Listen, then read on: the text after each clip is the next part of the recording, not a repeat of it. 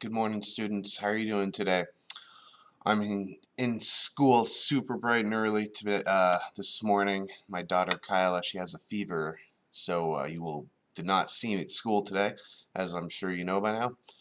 But I still want you to have an opportunity to do your lesson, so I came into school to do this lesson for you before taking care of Kyla for the day. Our topic is functions. I have to make it small. So let's take a look here. Functions.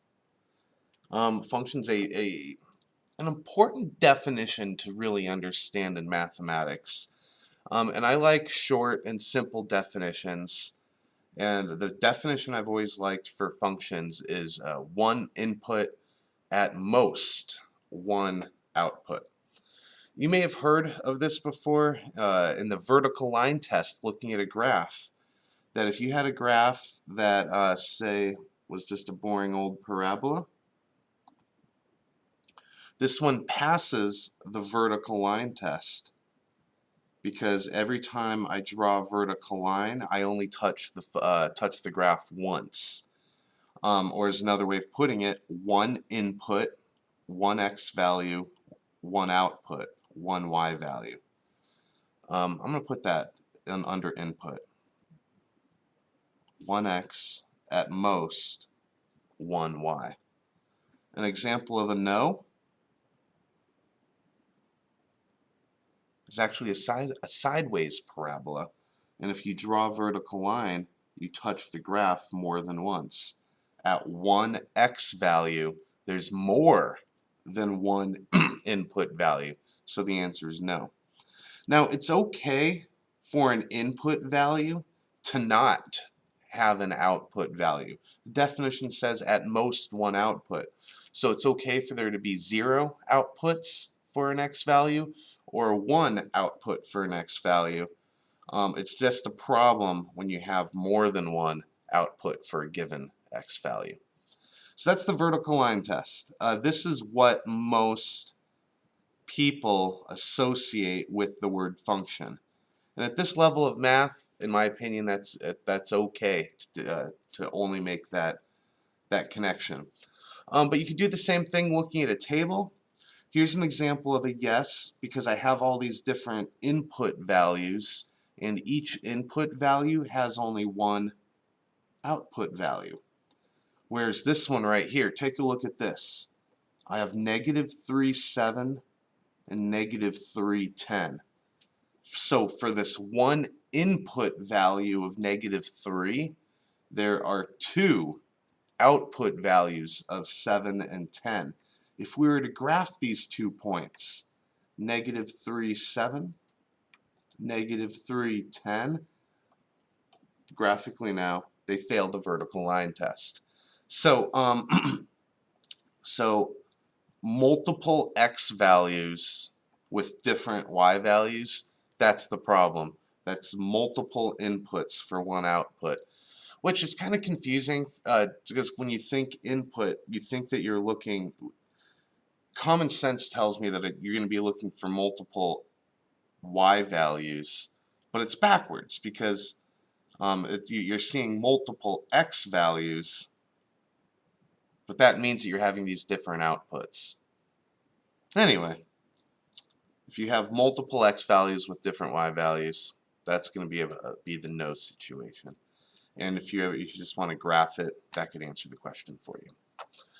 So that's just a quick explanation as to what the definition of a function is. There's a little investigation in your math book I'd like for you to try out. Just take a minute. They have 6 different situations here. Quickly look through these 6 situations. Oh, actually, they have 9 situations if you do G, H, and I too.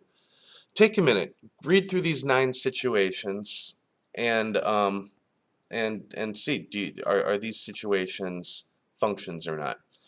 If I were you, I would pause the video, work through this investigation, and then when you're done answering these 9 questions, go ahead and hit play again. I'm going to start going over the answers in about 5 seconds.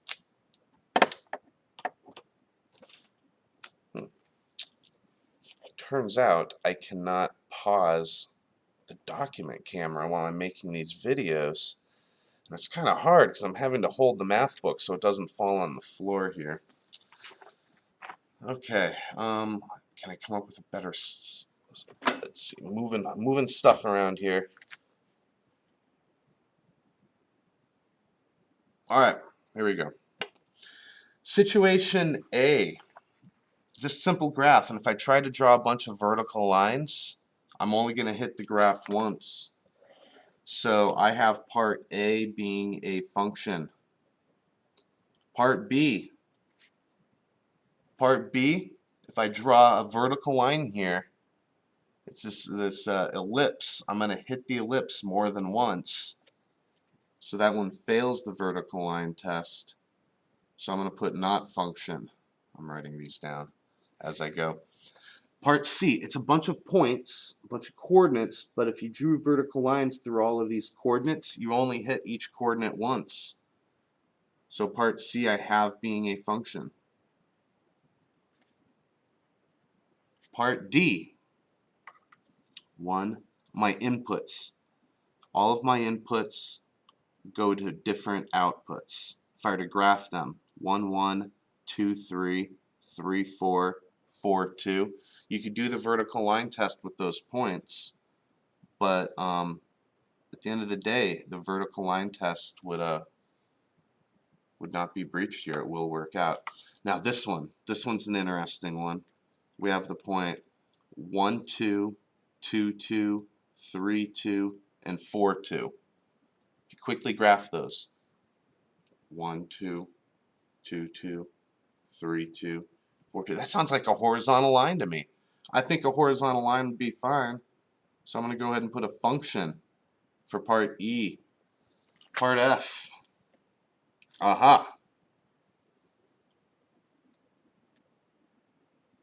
We have the point 1, 1, 1 and the point 1, 3. If you were to graph the point 1, 1 and then the point 1, 3, the point 1, 3 would be directly above the point 1, 1. So part F is not a function. Same thing, you could graph the point 3, 2. You could graph the point 3, 4. They are vertically above each other. So take a look at two different situations between E and F. E is the yes, F is the no, and in the no you had one input pointing to multiple outputs. It's easier for me to explain why something isn't a function sometimes than to explain why something is a function. Okay, let's see. Age of each student is the input and the output is the height of each student. Well, let's see. Is it possible to have, so if I have a couple 15-year-olds that would have the exact same height? That seems possible, that I could have one input, 15 years old, multiple outputs, students having the exact same height. That's completely possible. So I'm going to put G is not a function. Part H, automobile in the state of Kentucky. Okay, license plate number. Well, each license plate number is unique to a car, so that one is a function because the input would be the license plates. B, there would not be identical license plates. And the day of the year and the time of sunset. Well, sunset does happen at the same time of year, but that would always be 6 months apart, I believe. No, a year apart? 6 months? I get confused on that. But on a given day, you're not going to have more than one sunset. So it is a function. So the results to my 9 problems, I had B, F, and G, BFG, if you ever read the book, it's a good book, are not being functions and the rest of them are. And that is my function lesson today. The last thing I'd like to do is there's some problems out of the book that you're going to be working on, and those problems are actually based off this graph right here. This is a graph that's on page 194 of your book, and I want to do some sample problems using this graph to just aid in your practice problems. So once again, I'm going to move up some paper here so you can see this. So I'm working on the graph on page 194. It's going to be a little tricky to do this because I need you to be able to see the graph, but I need you to be able to see what I'm doing on my paper too. So I'm going to kind of be bouncing back and forth. Here's the graph, and the first example that I want to do is, let's say I just wanted to figure out what f of, well, looks like I could figure out f of 2 very easily. So if I had to do f of 2, go to an x-coordinate of 2 to see what the y value is. The y value is 4, so f of 2 is 4. Okay, that's just the basics. Now you're going to get some really complicated ones today, and that's why I'm doing some examples. What if I had f of 16 plus 10 divided by the square root of f of 22 minus 18? Okay, sorry about that. It's getting a little messy. I need to move the graph for a minute. Okay, well, to solve a problem like this, first thing you'd want to do is work your order of operations. You have some parentheses here, and inside those parentheses are 22 minus 18, which is 4. So I'd first write f of 16 plus 10 all divided by f of 4. So next thing you'd want to do is you'd want to be adding these two numbers together on the numerator, but you cannot do that because we haven't figured out f of 16 yet, and we also haven't figured out f of 4. So I'm going to bring the page 194 graph back into it. I need to figure out f of 16 and f of 4. We're looking at the graph. F of 4 has a value of 9, and f of 16 has a value of 14. So f of 16, I changed to, wait, was it 14? Yes, it was. So so f of 16 was 14, and f of 4 was also 16. Wait a minute. I think I said f of 4 was 9 a minute ago. F of 4, definitely 16. Sorry about that. And f of 16 is 14. Okay. So f of 4 was 16. F of 16 was 14. And you follow your order of operations. 14 plus 10, 24. 24 divided by 16. I would just divide 8s out of those and answer 3 over 2. I think if you went up with an answer of 1.5, there'd be nothing wrong with that. Fractions are always better than decimals, though.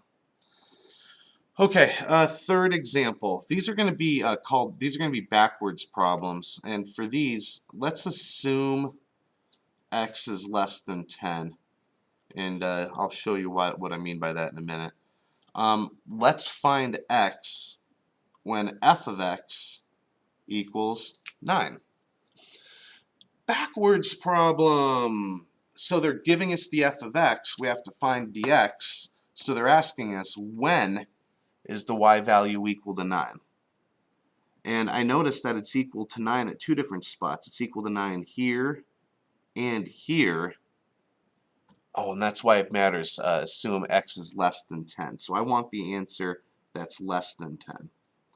So f of x is equal to 9 here, and that x value happens to be 3. So x equals 3. Let me pull out a different color. X equals 3. Okay, and then it could get a little bit more complicated. What about, we're still going to assume x is less than 10, but what if instead it said find x when 2 parentheses f of x minus 5 equals 18. Ooh, getting a little bit more complicated now. So, in this problem, I looked at the graph when I had f of x isolated by itself. I need to do the same thing here. I first need to do a little algebra, so I'm going to divide both sides by 2. So f of x minus 5 equals 9.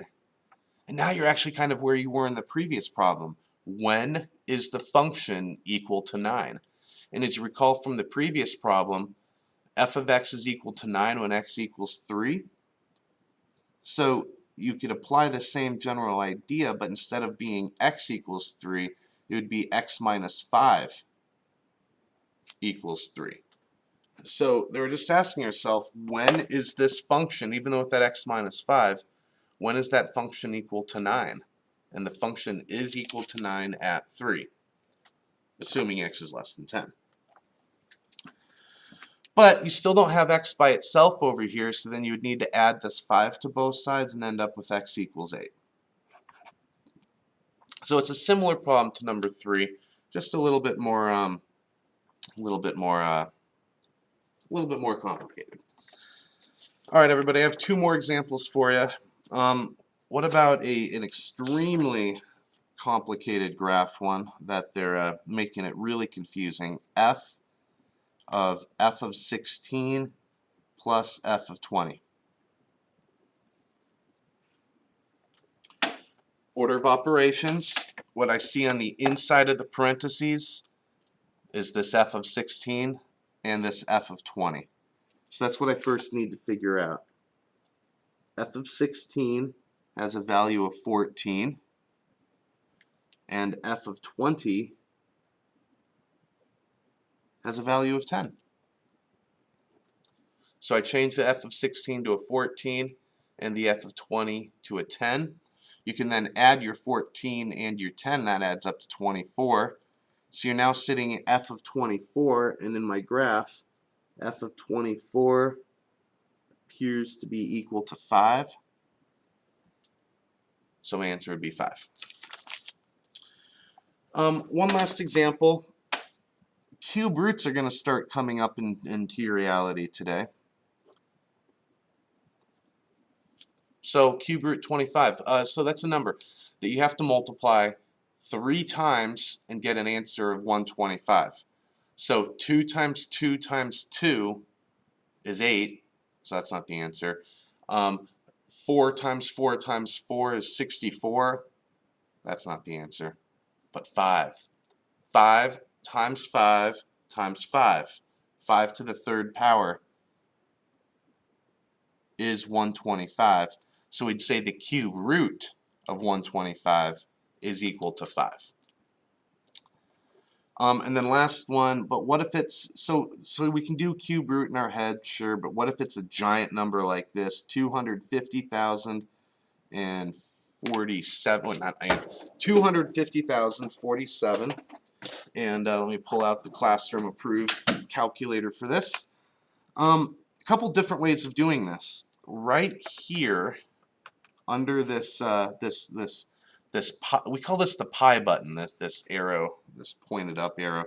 But if you hit second, that arrow button, it says there's a square root button with a little X on it.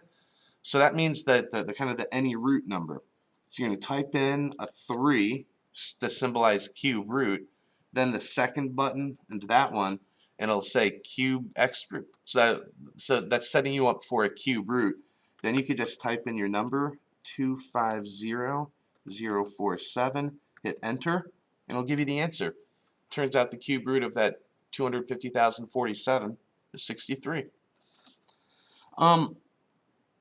Now, another thing you're going to learn is that in this class, and I'm just going to show this to you right now, that the cube root of something is actually the exact same thing as having this to the 1/3 power. If you've ever heard of the square root of a number, like the square root of 9 being the same thing as 9 to the 1/2 power, which is 3, it's the same general idea. And your calculator can also do that. And this is actually what I use when I do cube roots. I tend to not use the cube root button, but I go 250,047 raised to the parentheses 1/3 power, and it gives me the exact same answer of 63.